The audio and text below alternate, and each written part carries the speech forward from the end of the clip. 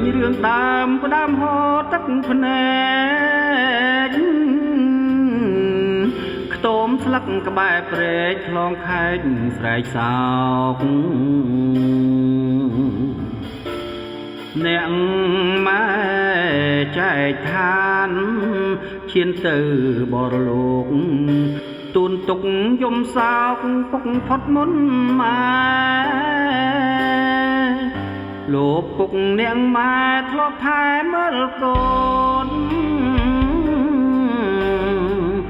ម៉ែឪមានគុណថោព្រំវី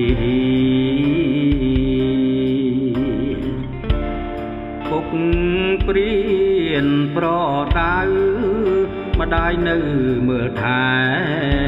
ជីវិតពុកម៉ែព្រោះតែកលបុត្រមកគោវត្តខ្លួនខ្ញុំយំក្លុំភួយខ្ញុំខ្ជិលរលួយខ្ជិលរៀនខ្ជិលសូត្រតាមពិតពុកខ្ញុំបងខំរហូតពុកឲ្យរៀនសូត្រទើបមានថ្ងៃនេះយប់មួយអ្នកម៉ែដែលមើលថែកូនខ្ញុំគ្រុនក្តៅខ្លួនធូនថែគ្រប់ចេះគុណលោកទាំងពីរមកដល់ពេលនេះ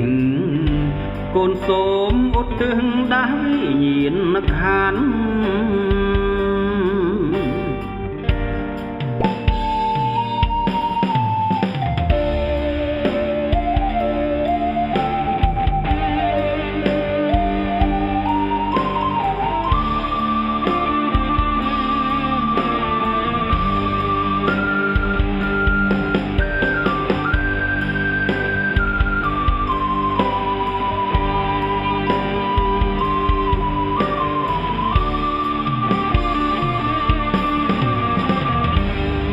នឹក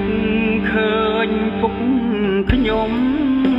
បង្ខំឲ្យរៀនពុកប្រដៅព្រៀនឲ្យសូត្រមេលេខខ្ញុំខ្ជិលទុនទិញភ្នែកព្រមធ្វើដេកមិនចាំថ្ងៃស្អែកពុកវាយឲ្យរៀននឹកឃើញយ៉ាងម៉ែដែលខំតស៊ូលក់នំរែកទូលស៊ូឲ្យកូនរៀនកូនលោកទាំងពីរជាផ្លូវជាស្ពានសូមដាងវិញ្ញាណជូនអ្នកមានគុណ